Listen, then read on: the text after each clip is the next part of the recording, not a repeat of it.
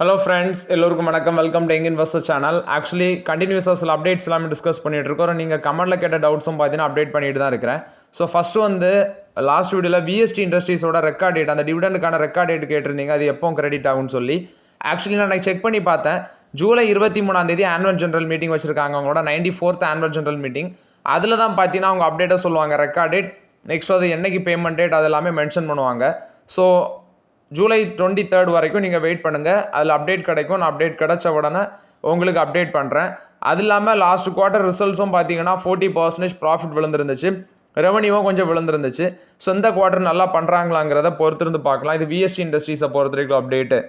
Next bank of மகாராஷ்டிராவோட dividend கேட்டிருந்தீங்க. Actually அந்த டிவிடெண்ட் வந்து பார்த்தீங்கன்னா ஃபினான்ஸ் மினிஸ்டருக்கு பேங்க் ஆஃப் மகாராஷ்டிரா வந்து 918 கோடி டிவிடெண்ட் வந்து பே அவுட் பண்ணியிருக்கிறாங்க. பட் ஆக்சுவலி அது பேமெண்ட் இன்னும் ஷேர் ஹோல்டர்ஸுக்கு கிரெடிட் ஆயிருக்கான்னு தெரியல. ஒரு 50 காசு தான் டிவிடெண்டு.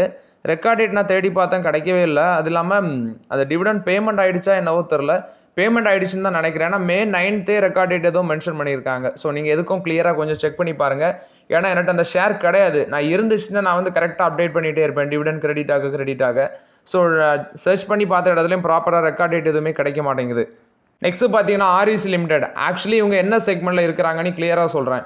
எப்படி ஐஆர்எஃப்சி ரயில்வே ப்ராஜெக்ட்டுக்கு ஃபினான்ஸ் பண்ணுறாங்களோ அது மாதிரி REC லிமிடெடும் சில ப்ராஜெக்ட்ஸும் பண்ணுறாங்க, ஆக்சுவலி ஃபினான்ஸும் பண்ணுறாங்க. அதாவது இன்ஃப்ராஸ்ட்ரக்சர் ப்ராஜெக்ட், மெயினாக எலக்ட்ரிசிட்டி இன்ஃப்ராஸ்ட்ரக்சர் ப்ராஜெக்ட்டுக்கு ஃபினான்ஸ் பண்ணுறாங்க. இவங்க ஒன்று, அடுத்து வந்து பவர் ஃபினான்ஸ் கார்பரேஷன். இவங்க 2 பேருமே அந்த செக்மெண்ட்டில் இருக்கிறாங்க ஃபினான்ஸ் பண்ணுறதுல. எப்படி ரயில்வேல மோனோபோலியாட்ட ஐஆர்எஃப்சி இருக்கிறாங்களோ, பட் இங்கே வந்து நிறைய பேர் இருக்கிறாங்க. எலக்ட்ரிசிட்டி இன்ஃப்ராஸ்ட்ரக்சர் ப்ராஜெக்ட்டுக்கு ஃபினான்ஸ் பண்ணுறதுக்கு நிறைய கம்பெனிஸ் இருக்குது. அதில் REC ஒன்று, பவர் ஃபினான்ஸ் கார்பரேஷன். இவங்க 2 பேருமே one of the best company. So அதனால் நான் இந்த 2 கம்பெனியும் பார்த்தீங்கன்னா கன்சிடர் பண்ணி வச்சுருக்கேன். பட் பெருசாக எக்ஸ்போஷர் எடுக்காமல் ஸ்லோவாக யூஸ் பண்ணியிருக்கிறேன். இப்போ 400 ரூபாயில் இருக்குது, பி ரேஷியோ ஜஸ்ட் 6 தான் இருக்குது. இது வந்து அந்த எலெக்ஷன் ரிசல்ட் சமயத்தில், பார்லிமெண்ட் எலெக்ஷன் ரிசல்ட் சமயத்தில் டிப்பில் கன்சிடர் பண்ணனா நல்ல ஒரு டிவிடெண்டும் கிடச்சி, ப்ளஸ் வந்து ஒரு நல்ல ரிட்டர்ன்ஸும் கொடுத்துச்சு. இப்போ கொஞ்சம் இறங்கி ஒரு ஃப்ளாட் பாசிட்டிவ் ட்ரெண்டில் 400 ரூபாயில் இருக்கிறாங்க. பட் என்ன கேட்டால் இது ஒரு நல்ல ரேஞ்சில் தான் இருக்குது, ஸ்லோவாக யூஸ் பண்ணலாங்கிறது என்னோட ஒப்பீனியன். நிறைய பேர் கேட்டிங்க, அதனால் அப்டேட் பண்ணுறேன். நெக்ஸ்ட்டு பார்த்தீங்கன்னா மஹேந்திரா அண்ட் மஹேந்திரா. இந்த பங்கு வந்து ஆட்டோமோட்டிவ் பேஸ் பண்ண கம்பெனி.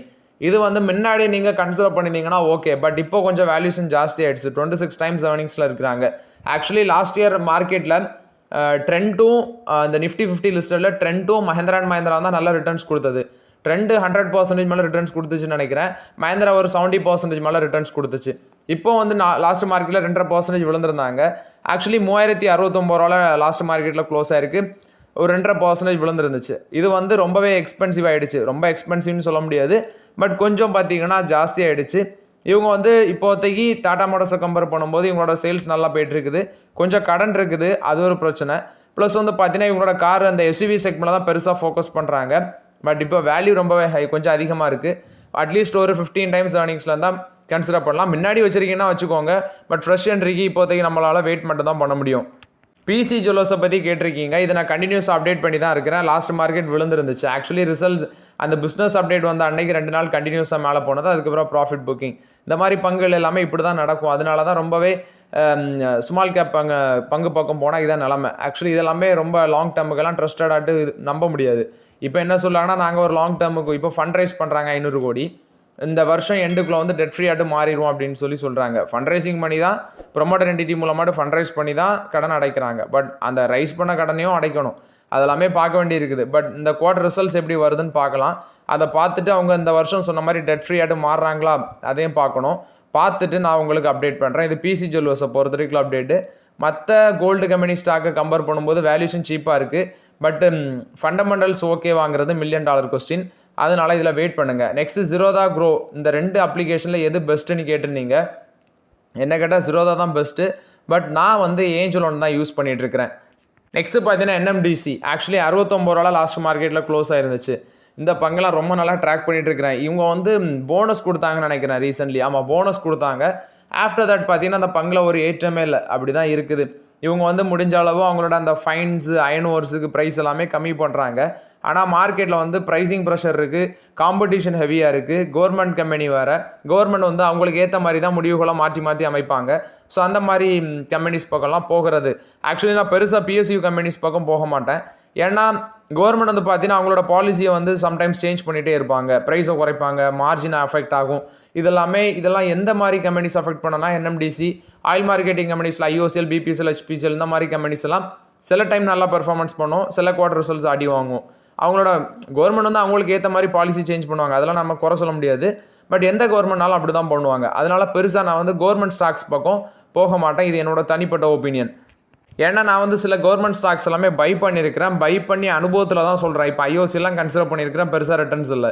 அதே மாதிரி பார்த்தீங்கன்னா சில கவர்மெண்ட் ஸ்டாக்ஸ் என்கிட்ட இருக்குது. ஆனால் கவர்மெண்ட் ஸ்டாக்ஸில் ஐஓசி இந்தியன் ஓவர்சீஸ் பேங்க் கொஞ்சம் ரிட்டர்ன்ஸ் வந்திருக்கு, அது போக இந்த Power Finance Corporation, REC Limited இதெல்லாம் கொஞ்சம் ரிட்டர்ன்ஸ் வந்திருக்கு. ஸோ பெருசாக அதனால் நான் கவர்மெண்ட் ஸ்டாக் பக்கம் போக மாட்டேன். அடுத்தது எம்எஸ், இந்த மதர்சன் சுமி வயரிங், இந்த பங்கு வந்து 62 ரூபாய்க்கு வாங்கியிருக்காரு. ஸோ போனஸ் அறிவிப்பு வந்திருக்குன்னு கேட்டிருக்காரு. ஸோ அது போனஸ் அப்டேட் நான் சொல்லிட்டேன். 1:2, அதாவது 2 ஷேருக்கு 1 ஷேர் போனஸ் கொடுக்குறாங்க. பட் ஸ்டாக் எக்ஸ்பென்சிவ், ஃப்ரெஷ் என்ட்ரிக்கு இல்லை இப்போதைக்கு ஆப்பர்ச்சுனிட்டி இல்லை. Next Varun beverages. ஆக்சுவலி இந்த வருண் பெவரேஜஸ் லிமிடெட் பார்த்தீங்கன்னா கொஞ்சம் ப்ரெஷரை ஃபேஸ் பண்ணுறாங்க மார்க்கெட்டில். காம்படிஷன் நான் ஆல்ரெடி அப்டேட் பண்ணிகிட்டே தான் இருக்கிறேன். எப்படி ரிலையன்ஸ் வந்து நிறைய பிராண்டை கொண்டு வந்தாங்களோ, கேம்பகோலாவை கொண்டு வந்தாங்க, ஸ்பின்னர் அப்படிங்கிற ஒரு பிராண்டை கொண்டு வந்தாங்க. ஸோ அதிலே டிஃப்ரெண்டான ட்ரிங்க்ஸ் பெவரேஜஸ் மார்க்கெட்டை பிடிச்சிருக்காங்க. நான் ரீசெண்டாக திருநெல்வேலிக்கு கிரிக்கெட் பார்க்க போயிருந்தது. அப்போ அந்த மேட்ச்சில் வந்து பார்த்தீங்கன்னா மோஸ்ட்லி ஜூசஸ் அட்வர்டைஸ்மெண்ட்டில் கேம்பகோலா தான் மார்க்கெட்டை பிடிச்சி வச்சுருந்தாங்க. ஐபிஎல்லில் கூட அவங்க தான் மார்க்கெட்டை பிடிச்சி வச்சுருந்தாங்க. ஸோ இது டெஃபினட்டாக வருண் பெவரேஜஸ் அஃபெக்ட் பண்ணியிருக்கும்னு நினைக்கிறேன். ஆனால் அந்த ரிசல்ட்ஸை பார்த்தாலே நம்ம கிளியர் கட்டாக புரிஞ்சிடும். ஸோ அதனால் ரிசல்ட்ஸ் வரது வரைக்கும் வருண் பெவரேஜஸில் வெயிட் பண்ணுங்கள். 452 ரூபாய் இருக்குது, 53 டைம்ஸ் ஏர்னிங்ஸில் இருக்குது, வேல்யூஷனும் ஜாஸ்தியாக இருக்குது, காம்படிஷனும் மார்க்கெட்டில் அதிகமாக இருக்குது. ஸோ அதனால் வெயிட் பண்ணுங்கள் அந்த பங்கில்.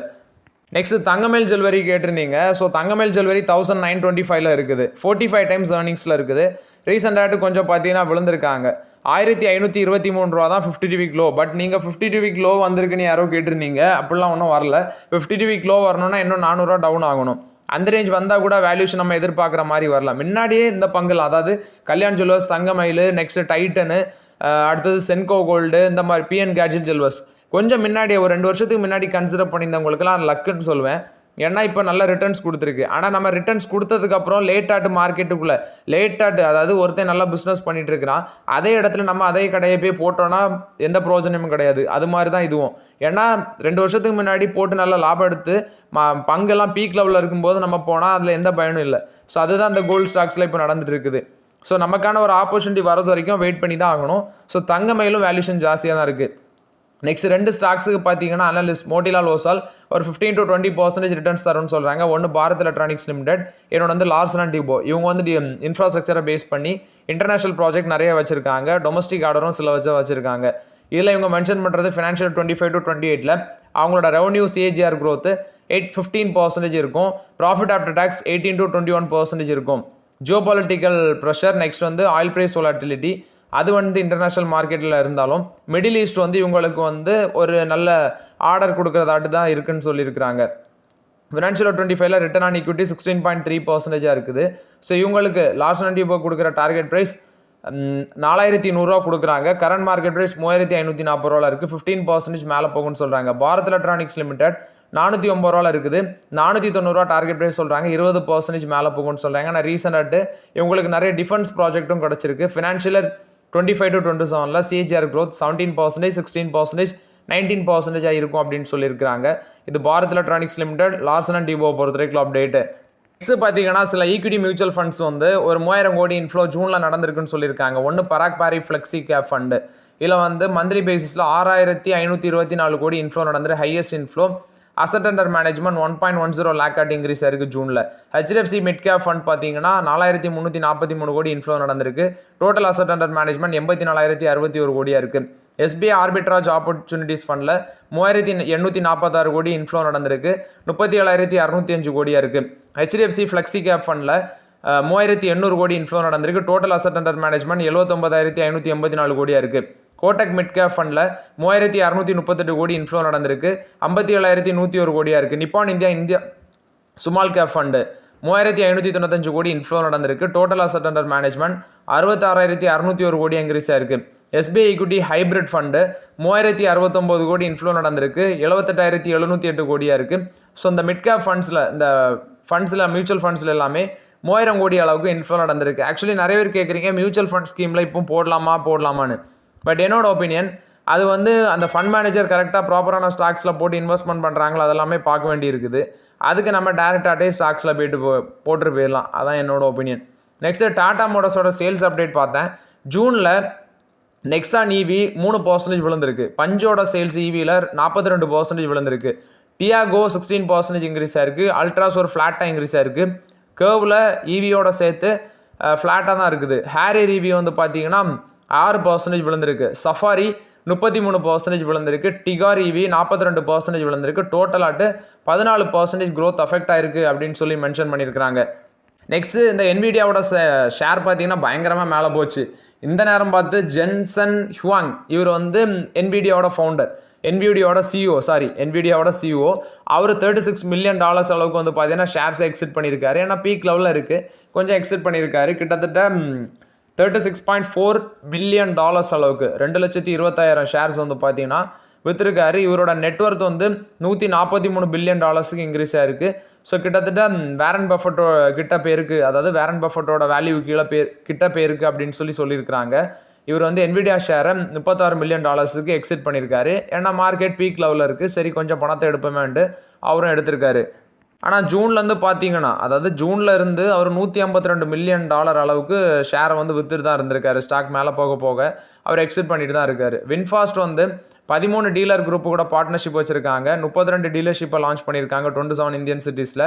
அது இல்லாமல் 35 ஃபினான்ஷியல் 25 எண்டுக்குள்ளே 35 ஆட்டு கொண்டு போக பார்க்குறாங்க. இப்போ VF6 VF7 வந்து ப்ரீ புக்கிங்கும் ஸ்டார்ட் ஆயிருக்கு. இது வின்ஃபாஸ்ட்டை பொறுத்த வரைக்கும் அப்டேட்டு. சைமன்ஸ் வந்து பார்த்தீங்கன்னா ஆர்டர் வின் பண்ணியிருக்காங்க. மகாராஷ்டிரா மெட்ரோ ரயில் கார்பரேஷன் வந்து 773 கோடி ஒர்த் ஆஃப் ஆர்டர். 42 மாதத்தில் அந்த ப்ராஜெக்ட் கம்ப்ளீட் ஆகும்னு சொல்லியிருக்கிறாங்க. டாடா ஸ்டீல் வந்து பார்த்தீங்கன்னா first fully digital import transaction, அந்த இபில், அந்த லேடிங்கை வந்து இபில் வழியாட்டில் ஆட் பண்ணுற மாதிரி பார்த்தீங்கன்னா கொண்டு வந்திருக்காங்க. அதாவது gold shipment Australia to India நடக்கும்போது அந்த ஷிப்பிங் பில்லிங்கை வந்து எலக்ட்ரானிக் பில்லாட்டு லேடிங் பண்ணுற மாதிரி கொண்டு வந்திருக்காங்க. இது வந்து டாடா ஸ்டீல் ஃபுல்லி வந்து பார்த்தீங்கன்னா டிஜிட்டல் வேஸ் கொண்டு வந்திருக்காங்க. அது இல்லாமல் கியூன்ஸ்டாண்ட் ஆஸ்திரேலியாவிலேருந்து அவங்களோட ஒடிசா தர்மா போர்ட்டுக்கு வந்து இம்போர்ட் ஆகும். அது இல்லாமல் டிஜிட்டல் ட்ரேட் இபிஎல் சொல்யூஷன் மூலமாட்டு கொண்டு வந்திருக்காங்க. இது டாடா ஸ்டீல் கொடுத்த ஒரு பாசிட்டிவ் அப்டேட். பர்மன் ஃபேமிலி 750 கோடி ரெலிகர் என்டர்பிரைசஸில் இன்ஃபியூஸ் பண்ணுறாங்க. 1500 கோடி அவங்க ஃபண்ட் ரைஸும் பண்ணுறாங்க. அந்த ஃபண்ட் ரைசிங் பண்ணுறதுல 750 கோடியில் தான் இன்ஃபியூஸ் பண்ணுறதாட்டு சொல்லியிருக்கிறாங்க. நெக்ஸ்ட் இந்த Q1ஓட ஏர்னிங்ஸ் ப்ரிவியூ வர இருக்குது. ஸோ அதில் கோல் இந்தியாவிலேருந்து டாடா மோட்டார்ஸ் அளவுக்கு பார்த்தீங்கன்னா மோட்டிலால் ஓசல் எக்ஸ்பெக்ட் பண்ணுறது 74% வரைக்கும் சில பங்குகளில் வந்து ஃபால் இருக்குன்னு சொல்கிறாங்க. டாடா மோட்டார்ஸில் ப்ராஃபிட் வந்து 34% அளவுக்கு விழும், ரெவன்யூ 7% விழும் அப்படின்னு சொல்லி மென்ஷன் பண்ணியிருக்காங்க. மேபி ஜேலாரோட மார்ஜின் வந்து 40 பேசிஸ் பாயிண்ட் வரைக்கும் கீழே விழலான்னு சொல்லியிருக்கிறாங்க. ஏன்னா யூஎஸில் அந்த எக்ஸ்போர்ட் இம்பாக்ட் ஆனது. அடுத்தது கோல் இந்தியாவுக்கு மேபி 2% வந்து பார்த்தீங்கன்னா ரெவன்யூ இன்க்ரீஸ் ஆகலாம். நெட் ப்ராஃபிட் வந்து 20% விழுன்னு சொல்லியிருக்கிறாங்க. அடுத்து மாருதி சுசுகி நெட் ப்ராஃபிட் 19% விழுன்னு சொல்கிறாங்க. எக்ஸ்போர்ட் மார்ஜின்ஸ் வந்து ஃப்ளாட்டாக இருக்குது அப்படின்னு சொல்லியிருக்கிறாங்க. அடுத்து ONGC நெட் ப்ராஃபிட் 14% விழுன்னு சொல்லியிருக்காங்க. ரெவன்யூ 12% விழுன்னு சொல்கிறாங்க. இண்டஸ்இண்ட் பேங்கோட ப்ராஃபிட் 74% விழுன்னு மென்ஷன் பண்ணியிருக்காங்க. நெட் இன்ட்ரெஸ்ட் இன்கம் 23% விழுன்னு சொல்லியிருக்கிறாங்க. ஸோ இந்த பங்குகள் எல்லாமே பார்த்தீங்கன்னா மோட்டிலால் ஓசோல் வந்து மென்ஷன் பண்ணியிருக்காங்க. ஸோ மேபி அவங்க சொல்லியிருக்க மாதிரி வரதான் சான்சஸ் அதிகமாக இருக்குது. டாடா மோட்டார்ஸோட ரிசல்ட்ஸும் வீக்காக தான் இருக்கும், இண்டஸ்இண்ட் பேங்கோட ரிசல்ட்ஸும் வீக்காக தான் இருக்கும். மேபி மற்ற கம்பெனிஸில் எப்படின்னு தெரில, அது வரதை பொறுத்து தான் நம்ம முடிவு எடுக்க முடியும். ஸோ ஓகே ஃப்ரெண்ட்ஸ், ஆக்சுவலி இந்த வீடியோவில் சில இம்பார்ட்டன்ட் அப்டேட்ஸ் எல்லாமே டிஸ்கஸ் பண்ணோம். இந்த வீடியோ உங்களுக்கு பயனுள்ளதாக இருந்துச்சுன்னா லைக் பண்ணுங்கள், சப்ஸ்கிரைப் பண்ணுங்கள், கமெண்ட் பண்ணுங்கள். Okay friends, thank you.